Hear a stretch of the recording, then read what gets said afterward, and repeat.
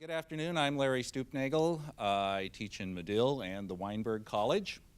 And our speaker for today, I'm absolutely delighted to introduce.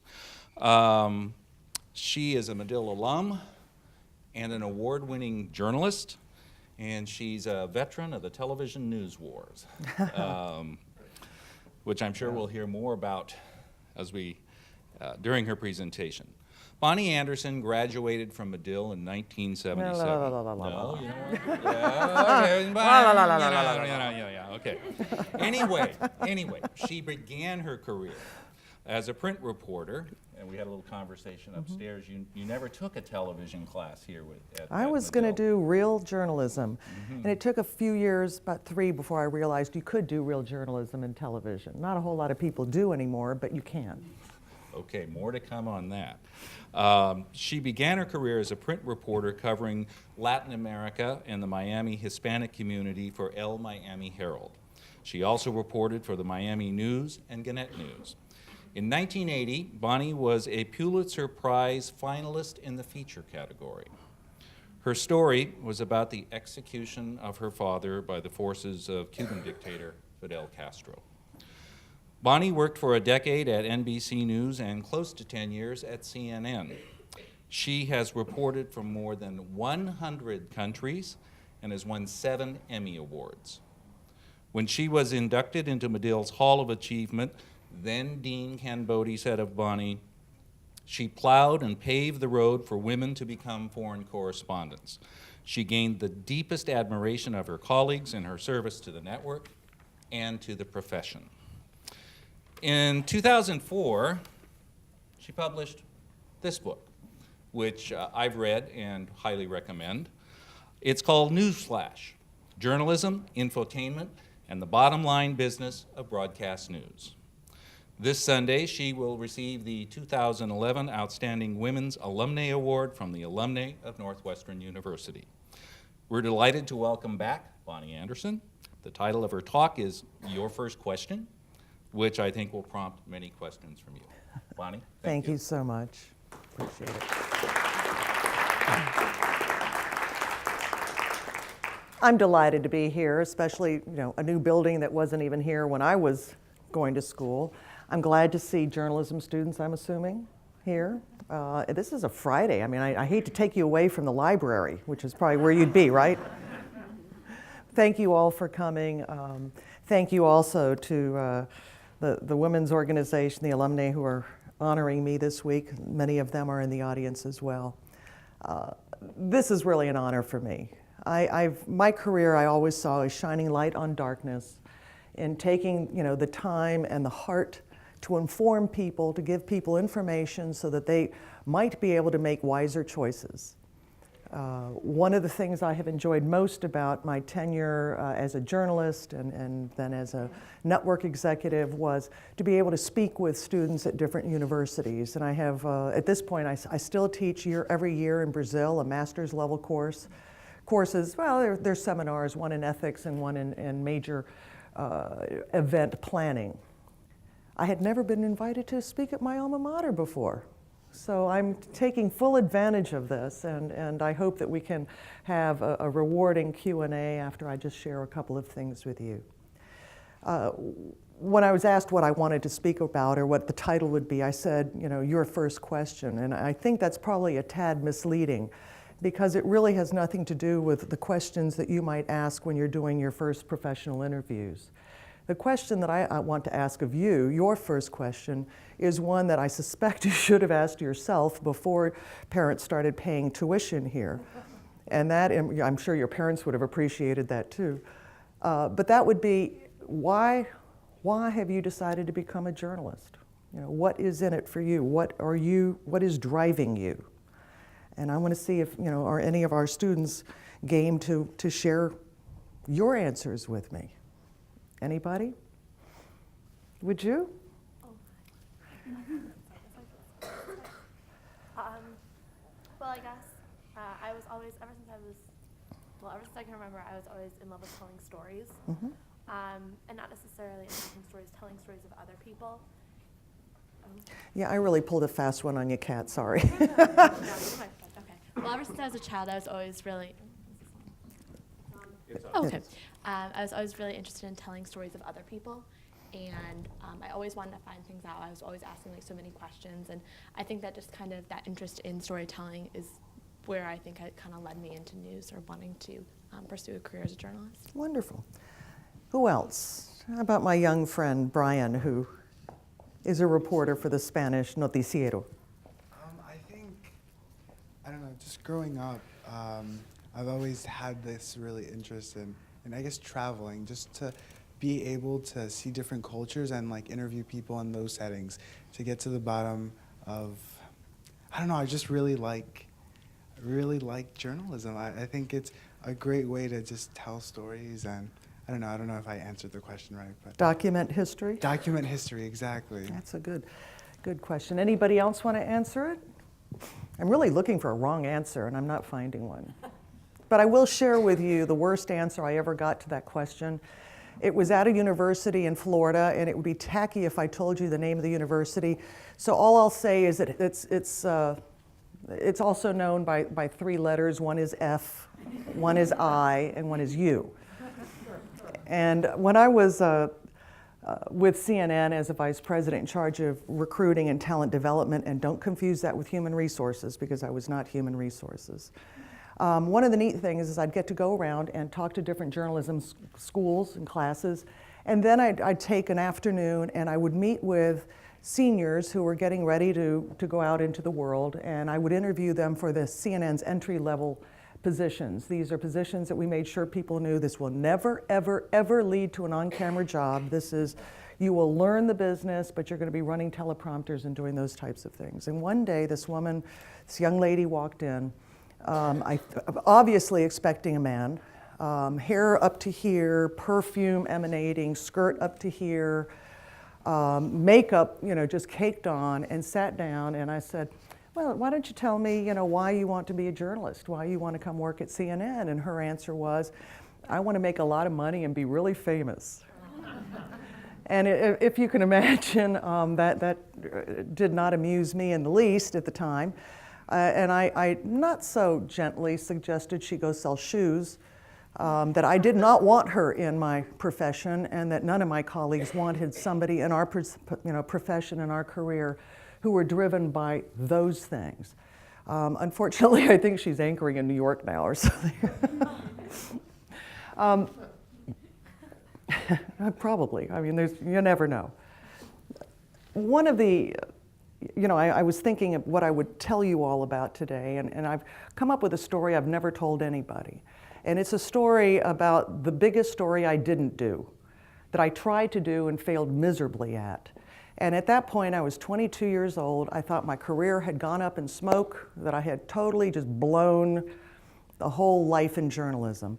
And as it turned out, which is the sort of the moral to the story, what it ended up doing was opening the path and gave me the opportunity to do the biggest story I had done to that date, and one of the biggest I've ever done. So this would be encouraging you, if things look really bleak and you really blow it, don't give up, because you do learn a lot, and if people see that you at least tried, they will give you another chance. Again, the year was way back then. I'm not going to say the year. I was a rookie reporter for El Miami Herald. This was the Spanish language new newspaper that the Miami Herald had just launched, and in fact, the rest of the Miami Herald didn't even know I spoke any English. Our newsroom was adjacent to the main Miami Herald newsroom. There was a glass wall. And it really was that kind of wall. Imagine the glass ceiling. We could see them, they could see us, but there was nothing happening between the two newsrooms. I had been doing stories, obviously, in Miami. We were doing a lot of stories about what's happening in Cuba, and I had started cutting out my own little niche where all of a sudden political prisoners and former political prisoners and their family members were coming to talk to me about conditions in the political prisons in Cuba. And then political prisoners were smuggling out tiny little notes written in itty-bitty little handwriting.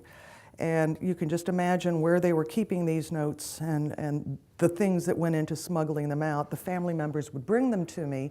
I was able to confirm a lot of the facts, and then we were reporting it, and then it was also being reported. I was writing in English as well.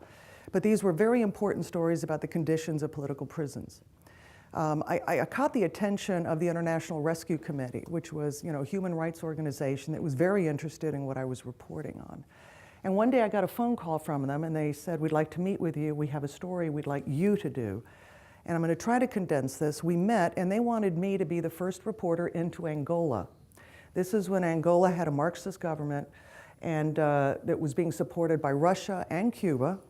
And there was a group of guerrilla rebels, seeking democracy, UNITA guerrillas, led by a guy named Savimbi, who were, fighting, trying to overthrow the Marxists. And there was some horrific fighting going on, and it was, it was supposed to be, but very few people had ever gone in. I said, sure, I want to do that. But I said, but I got to tell the Miami Herald. And they said, well, the Miami Herald probably won't send you. And that was true. They probably would not have. But I decided I had 2 weeks and 1 day vacation coming to me, and I decided I was going to do this on my own time. I sold my car to buy the ticket. They wanted to pay for my ticket, and I said, nope, you're not going to do that. At least the ticket to Paris.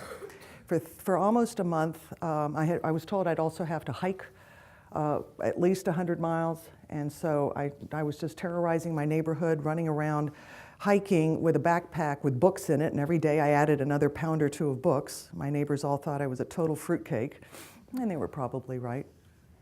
And it got down to about 2 days before we left, and I was getting cold feet because I thought, it's going to be very difficult to make it back in 2 weeks and 1 day.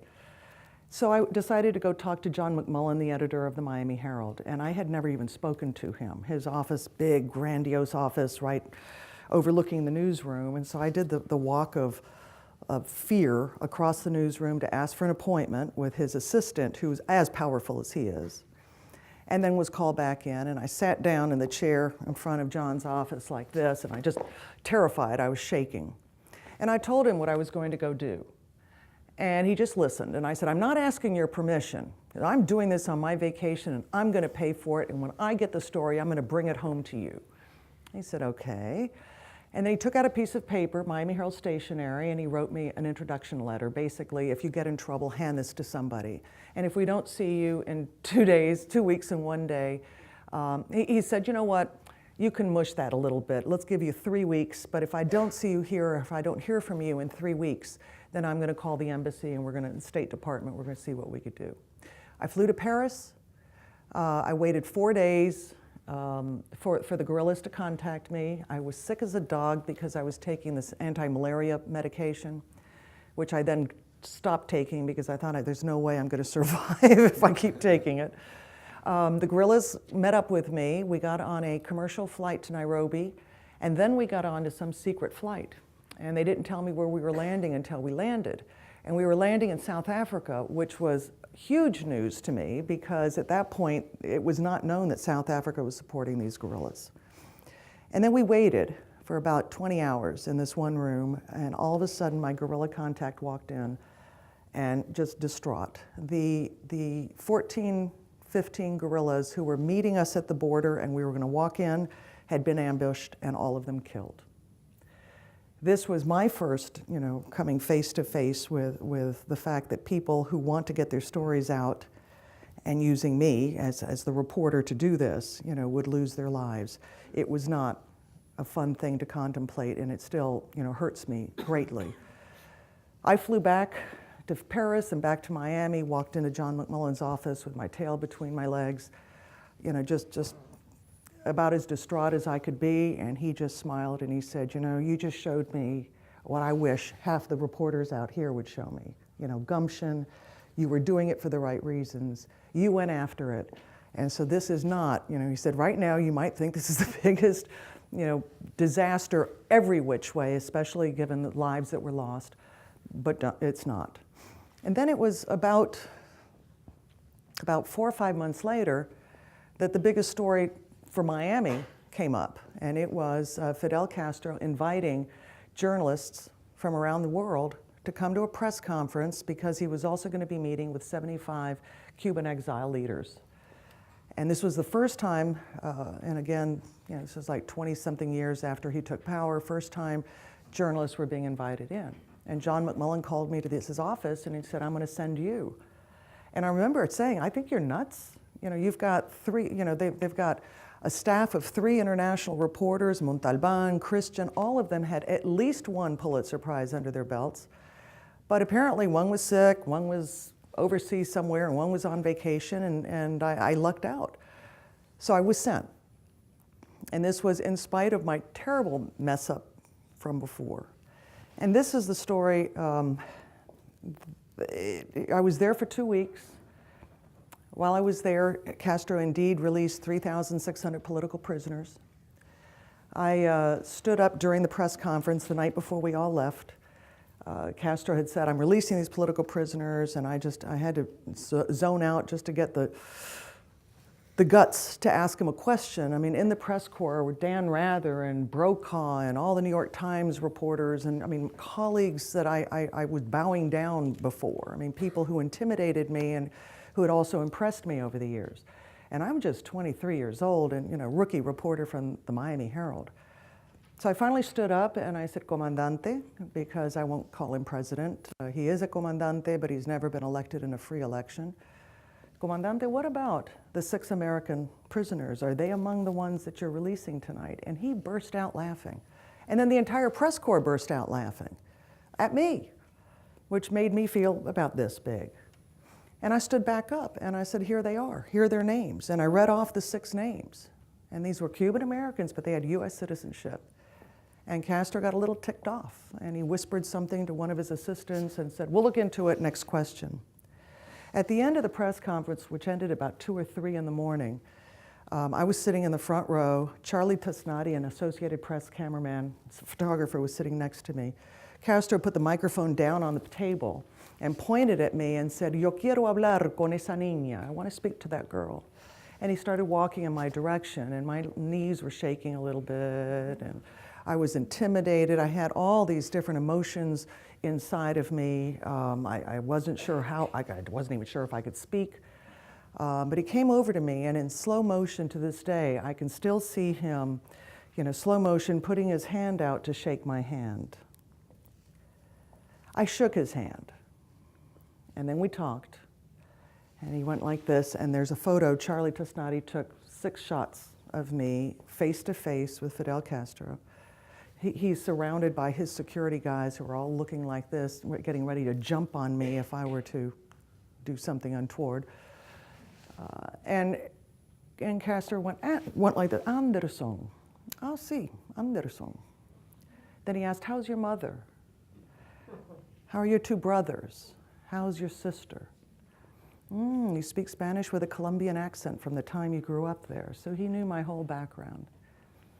And then there was a pregnant pause where I thought he was going to say something. There was a time where I could have said something, and neither of us spoke. And then he put his hand out again, and he said, thank you for coming home to Cuba. And he turned around and walked off. In that instant, I knew that I was born to be a journalist. I knew that I could cover any story in the world, no matter what. Could be on anything that I have very strong feelings about. Because that evening I shook hands twice with the man who tortured my father and executed him by a firing squad after draining all the blood from his body to be used in transfusions. I could have said anything I wanted to him. I had that opportunity. But I was there as a reporter for the Miami Herald. I was there representing the public. I was not there as Howard Anderson's daughter. So that's sort of the moment when I've asked you to ask yourselves the first question, why do you want to be a journalist? Know that someday you will be tested. I was lucky that I was tested early on, because then I could run around the world and cover any story I wanted to, knowing that no matter how I felt about it, whether it's issues like abortion or any religious issue or politics, the things that normally cause dissension and whatnot, you weren't going to know how I felt. I had been writing front page articles for the Miami Herald for those 2 weeks, and nobody knew my history. And then it was sealed when I was able to shake hands with the man who killed my dad. I knew that I could cover anything. And one day, those of you, who are going to go out and be journalists, sooner or later, you're going to be covering an issue or a topic or a story where you have a very strong personal feeling. And you will know on that day or that moment whether or not you're really cut out to do this. If you're able to truly put aside your personal feelings and do what you are supposed to be doing, which is telling the truth, or telling as much of the truth as you can, being fair, being unbiased, you'll know. What I want to also say is, all of this just comes right down to ethics, which is something that I cannot not speak about. I think there's a horrible lack of ethics now and principles in the news media. So I would encourage those of you who are studying, who will go out and be the journalists of tomorrow, to really pay attention to ethics, to the canons of journalism, to principles. And remember that this is the only profession that is protected by the U.S. Constitution and the Bill of Rights. With that, though, comes responsibility. And responsibility to the public. This is a public trust. You are not selling shoes. You are not selling widgets. You are informing people. You are you're playing a very important role in democracy. We are a pillar of democracy. You cannot have a democracy without a free press. I kind of wish the founding fathers had added the word responsible, free and responsible press, because we're free to be idiots if we want to be, and we're free to be awful if we want to be, and quite often we are. But responsible, I want you to be, take away from this ethics, free and responsible press, and free and responsible media. And at this point, if I haven't put you all to sleep yet, I'll be happy to take some questions. Did you want to start with something? I would. Okay. I'll just pick up on your last thought on ethics. What has really fallen through in terms of 2011 media ethics? What do you think are some of the most egregious sins out there? The main one is that everyone who's calling themselves a journalist, anchoring newscasts, does not hesitate to talk about their own opinion and give their own thoughts. I was watching CNN this afternoon for about 3 hours until I threw a shoe at the TV set. And there was, an anchor woman who was talking about somebody who just threw his hat into the ring for the presidential race. And they actually played "You Are a Loser" kind of music behind it. And she said, "You have no chance. Get out of the race. You're a loser." This is an anchor person. This is somebody who may not have a chance. But you know what? In this country, you get to run for president if you want to, even if it is for 15 minutes. But she belittled him, and the whole network went along with this. All day long, I was just seeing, you see Anderson Cooper as a supposedly a hard news anchor, but now he has a talk show where he does nothing but talk about his own opinions. You can't do this. You have to, ethics. Nobody should know how you feel on any topic, because that's the only way you are going to maintain your credibility. During the years that I was working, and my colleagues were the same way, I never signed a petition. I never gave money to a campaign. And petition, I want to save the whales, but I'm not going to sign that. I didn't even buy Girl Scout cookies, because at one point a Boy Scout issue went before the Supreme Court. So you try to do anything you can do so that you are never in a conflict of interest situation. And that is just, that we're not seeing modeled by anybody that I can, I shouldn't, that's a generalization, by most people that we see on air now. One more follow-up, and then I'll throw it out to the audience there on the ethics side. We also see a lot of print journalists, though, going Sure. on all these talk shows, and that's exactly. all. This is not something that's exclusive to TV reporters. No, sadly, it's not. It's across the board. We've seen all the nightmares with the different newspapers and people making up quotes and making up stories, and there is something happening where the lines between truth or news and entertainment have just blurred to the point where it's hard to tell what's what. And it's with radio, it's with the internet, it's with all kinds of news coverage. We're at a point where I think we really need to take it back. We need to insist. And a lot of it is going to come from the young journalists who are joining the ranks. Many of you, you are going to be working with people who will mentor you or you will be looking up to, but you need to call them on it. If you see them doing something that you do not feel is ethical or is proper or has, goes against your personal principles as a journalist, then call them on it. Don't follow along. It's not okay for you to do it just because they did. Because that's what we've been seeing, and generations of journalists joining the workforce are now just going down the same rabbit hole. Okay. Questions from the audience, please? In the back, Roger.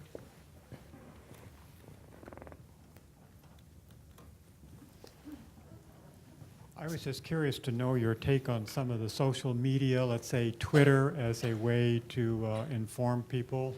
I don't know if you tweet or if you're on Facebook or whatever. I think it's fabulous. I mean, I'm somebody who's so against any kind of censorship. I welcome all new media, all new ways to communicate. Now, I'm not going to call that reporting or journalism, and the public needs to know the difference. I mean, just because it's been tweeted or it's on Facebook or it's on somebody's blog does not mean it's true. And it probably, hopefully, well, not hopefully, it probably has not been reported with the same amount of expertise as a journalist would bring to it. There are people who are writing their opinion, fine. But to say, oh, it's on the internet, it must be true, no.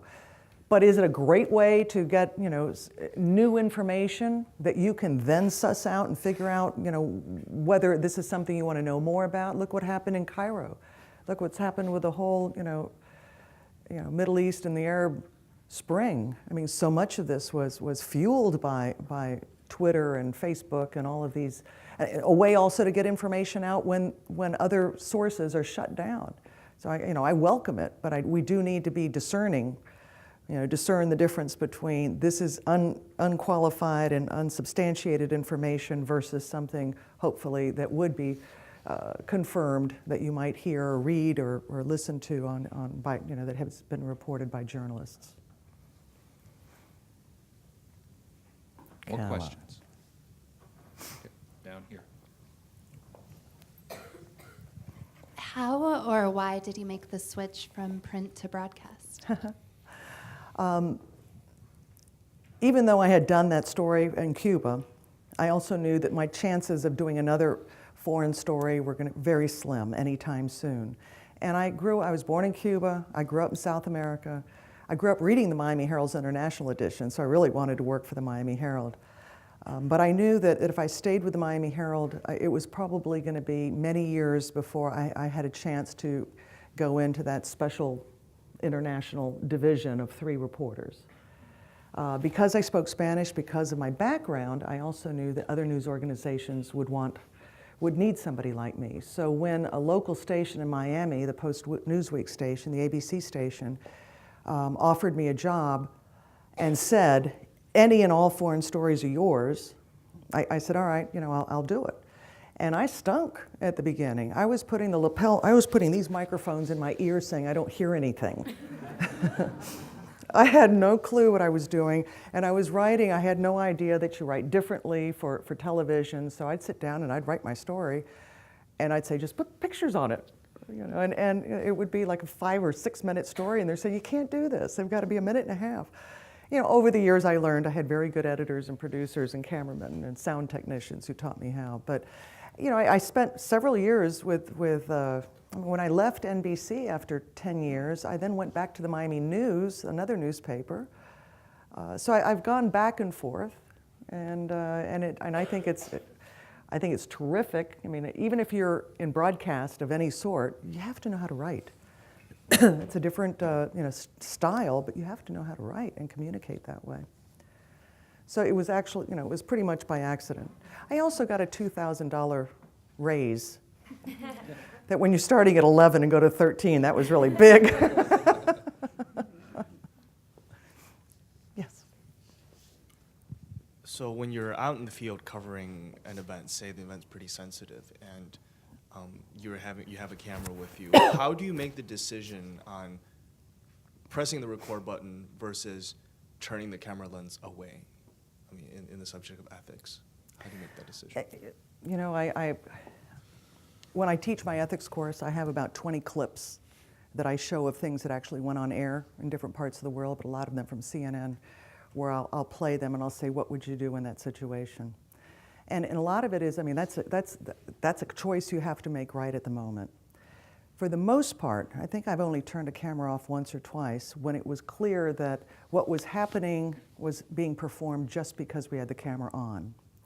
If there's a demonstration and it's already there, we show up, then it may be a sensitive thing, but we're going to tape it. If we show up and everything's quiet and all of a sudden 10 people come around and start yelling and screaming in front of the camera, we turn it off. I mean, we're not there to make news. We're there to record it. A tougher decision sometimes, I mean, once in Beirut, there was some huge firefight. There was always a firefight going on there. I lived there for 3 years. But we came around the corner, there had been indiscriminate artillery shelling, and we came around the corner and there was a man on the ground whose legs had been shattered from here down. And I still have nightmares about this. This is one of my worst nightmares, where he was up on his, he was lying down, and he was trying to move his legs, but nothing was moving because they were just shattered. This fight, this firefight meant nothing in the whole battle. I mean, they had been fighting like this for many, many years. This was not a significant fight. There was no winners or losers when you're just lobbing shells from East Beirut to West Beirut. And at that point, the cameraman was shooting as we came around the corner, but at that point, the driver and our driver, and we put the man in the truck and we took him to the hospital. It did not change the war. It did not change, we're not changing the story in any which way. But that was just something, again, that, and I can understand there's going to be people who wouldn't have done that, and I can understand that. I mean, these are some of these ethical questions, decisions you make at, just at spur of the moment, you can have some issues with. Here's a great example of a good ethical debate. I hired Sanjay Gupta, the doctor at CNN.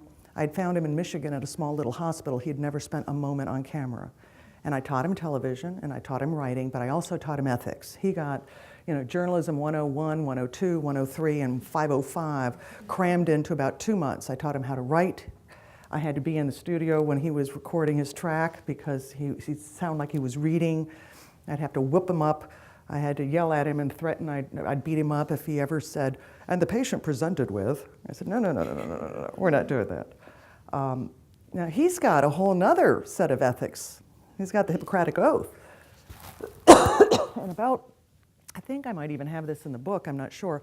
A few years ago, actually, I'll take my water is what I'd love. He was in, I think it was the first Gulf, no, not the first Gulf War, because I was there, but one of the Gulf Wars. I've now gotten them a tad confused. And he was, he's one of the world's top neurosurgeons, brain surgeons. There's only 5 people trained to do a certain kind of 3D brain surgery that he does. And so he was going over to do some reports on these MASH units, these mobile surgical units that they would just move, and they'd have these, these operating rooms, real high-tech operating rooms very close to the front lines. And I was watching CNN one day. I was no longer with them, but I mean, I've been mentoring him for a long time. And he comes on and he said, live, he said, I just operated on I think it was like a 10-year-old Iraqi boy who had been injured in his head, through gunfire. I mean, he was not one of the fighters. None of the doctors here had the skills to do it, but I operated on him. And I'm letting you know, I'm coming clear, And I thought, all right, that was the right thing to do. Because he said, as a doctor, I'm compelled to. But as a journalist, I also wanted to be very clear with all of you that I have a horse in this race. The next day, he reported that the young boy died anyway. I called him, and I said, good on you. That had to be a very, very tough decision. Then I had to smack him around because then he operated like 6 more times. And I said, and that's when I think I wrote about, I did put him in the book, I think. And he called me up, his feelings were kind of hurt. But I said, Sanjay, the first time I can understand. But at that point, it's up to the Army to fly in a neurosurgeon if they need a neurosurgeon. They basically recruited you. They didn't fly anybody in, and now you are connected with the U.S. Army Surgical Unit. So for all intents and purposes, you have taken sides, You're not doing surgery, for the other guys. You have taken sides, and now you're a combatant. And so he understood it, but he was still a little ouchy. So there, it's also a question of degrees.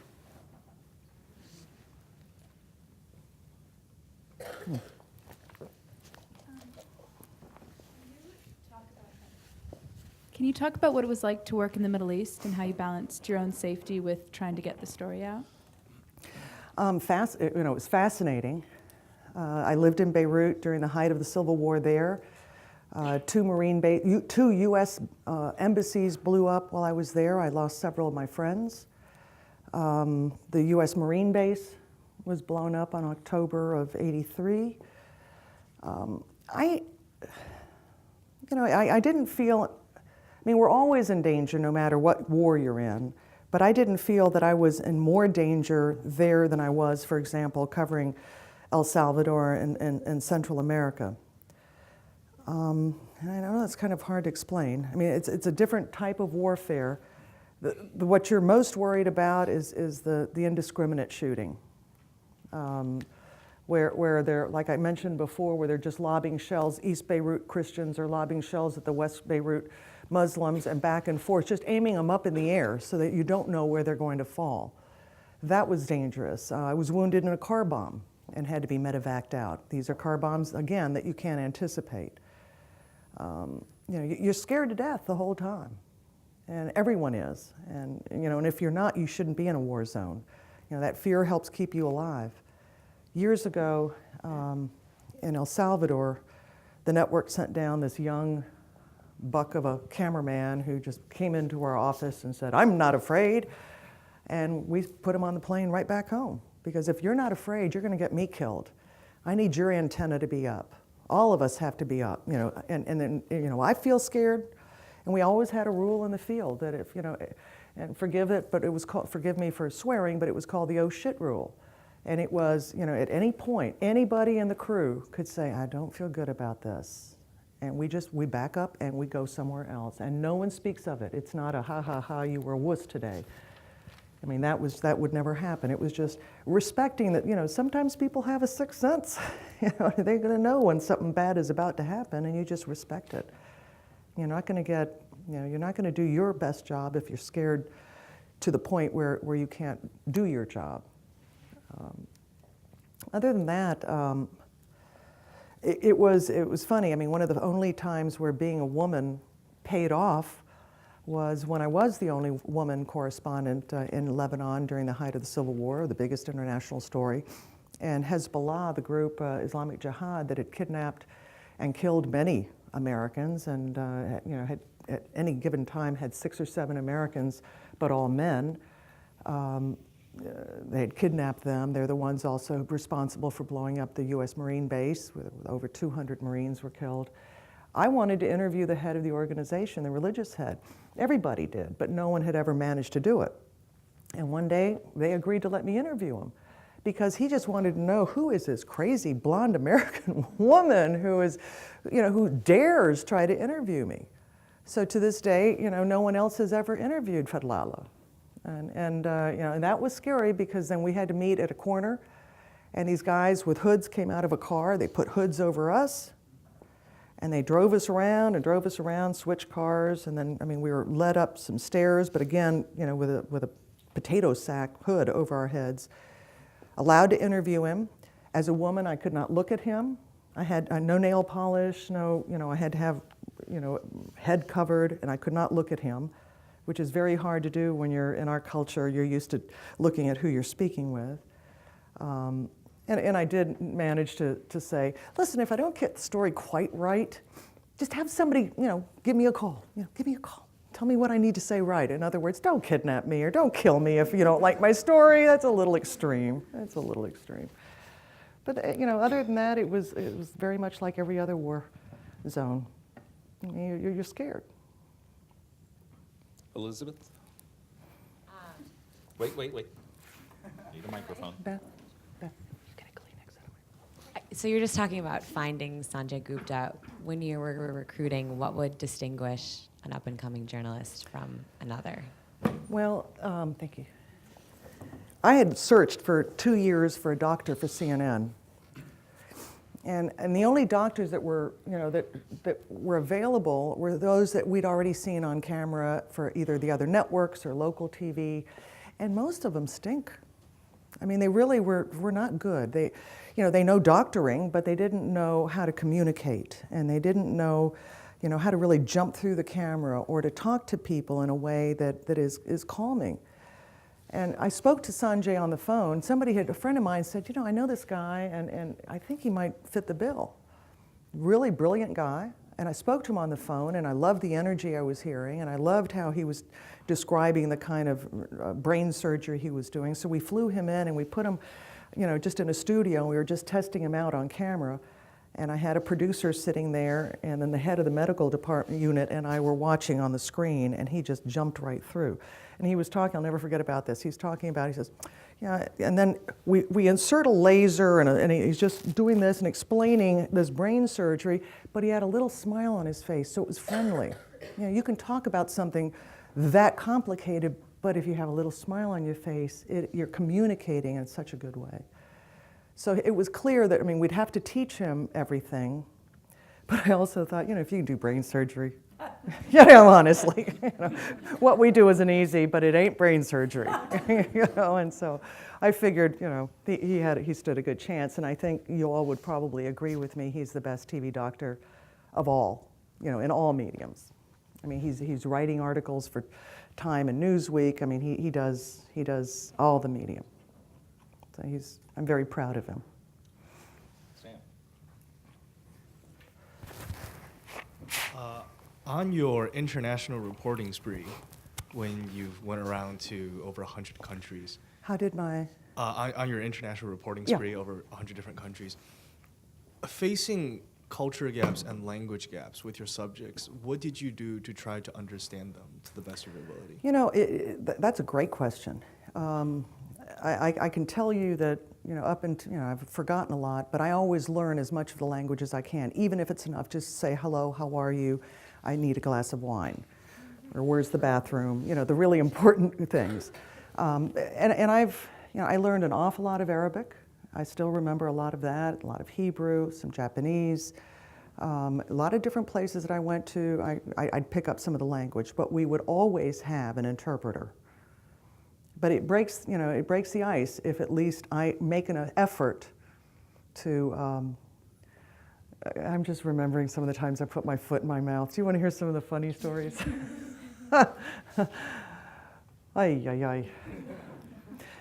Anybody here speak Arabic? You speak a little? When I first got to Beirut, we had drivers pick us up, depending on which neighborhood you lived in. I lived in a Druze neighborhood, so a Druze driver would come pick us up and take us to the office every day. Actually, no, I lived on the edge of a Shiite neighborhood, and the driver who would come pick me up is named Haj. And Haj was this very round gentleman, very sweet, very kind, tiny little face, little mouth. And every day I was saying, all right, Haj, teach me something new in Arabic. So he had taught me one day, how to say good morning. And so the next day I was really proud. I'd been practicing. Now he's a Hajj. He's done the pilgrimage. He's very serious. He fasts during Ramadan. He's very serious Muslim. And so one morning I got in the car and I said, Sabal er. La la la la la, no, Miss Bonnie. And I said, what did I say? La la la, I can't tell you. I'll never forget his mouth. He was like between mortified and wanting to die of laughter. And I kept saying, you have to tell me. He said, no, I can't. I said, I'm going to keep saying it. He said, no, Miss Bonnie, you can't say that. And then I walked into the office and to our radio monitors, who are Christian and Muslim Lebanese women who listened to the radio to let us know what was happening. I walked in and I said it to them, and they exploded. It was like, no, you can't say this.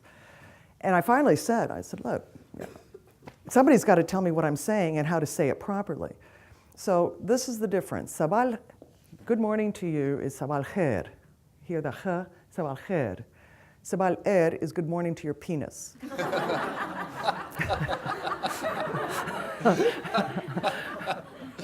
Not a really good thing to say unless you really know the guy. and then the fixer, the guy who was the fixer for ABC in Beirut, I'd go visit him and I'd visit my colleagues there, and he'd pick up the phone and he'd say, "Mushi mushi," and I'm thinking, okay, that must be, hello in Arabic, and it's not, it's hello in Japanese, and I'm walking around saying "mushi mushi," and people are looking at me like I was totally, nuts, which I was. And then the final one is, even in Spanish language, different words mean different things in different countries and different cultures. My crew and I were the first reporter and the first TV crew in with the Contras in Nicaragua in 1983, I think it was. And we had to hike almost 100 miles, and we meet up with Comandante Cero, Commander Zero, and his 600 merry men of, guerrilla soldiers. And we're in the middle of the jungle, and it's, it's hot, it's sweaty. We're shooting snakes and eating monkey, and also, having to be very quiet because the Sandinistas were always close by. So I'm interviewing Comandante Cero, and he had been fighting this guerrilla war for over a year, and I think he and his guys had not come out of the jungle, or the vast majority of them. And so and then they would gain ground, and then they would lose ground and gain it. And so I said to him in Spanish, "No te frustres, don't you get frustrated with, with the pace of the war." Well, in Nicaragua, "No te frustres" means don't you get horny. And 500 guerrilla soldiers and Comandante Cero burst out laughing, putting all of our lives in danger. And he assured me that, yes, they certainly do. Now, I was the only woman they had seen in all this time. So yeah. Another So sometimes question. language does present an issue. Yeah. Another question. Anybody? Yeah.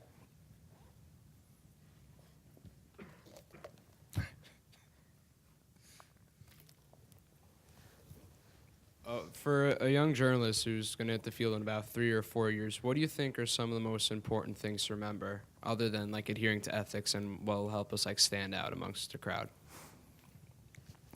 Chances are you're not going to get a Monday through Friday shift anytime soon. I was always surprised when I'd hire somebody, almost straight out of college, and they were like, "I've been here 3 months and you still have me on overnights." It's like, well, I did overnights for 6 years. The guy who's now president of CNN did overnights for 12. It is, remembering that you can learn on all these different shifts, that you have to pay your dues. Maybe 1 out of a million doesn't have to pay dues and just shoots up to the top, but that's rare. There are boring days, there are days of drudgery, there are days of where you're doing things that you don't really like. But I will tell you from my experience, the vast majority of the days will be remarkable. You'll be touching lives, you'll be making a difference, you'll be shining light on darkness, you'll be informing people. And at the end of the day, you'll be able to look at yourself in the mirror and be proud of what you do for a living, and proud of the role you're playing in society. And just on those bad days, just hold on to the memories of the good ones. There's always, we all know people who hate what they do for a living, who go to work and hate it, who just can't stand their job. I never had a day of that. I had some really crappy days at work, but I also, felt it was an amazing blessing. I do believe, and I hope you all, the students, feel that this is a calling. This isn't just, gee, I want to do this. You are called to do this. It's a lot more fun than the priesthood, I can guarantee you, but at least in this aspect of it, it's very similar. It's a calling. And if you have heard that call, then hold on to it. And just stick through the tough times, because there will be tough times. And there'll be, a lot of macaroni and cheese nights. And you may not earn the kind of money you think you deserve at the beginning, or ever. But if you're doing it for the money, then you're not doing it for the right reasons anyway.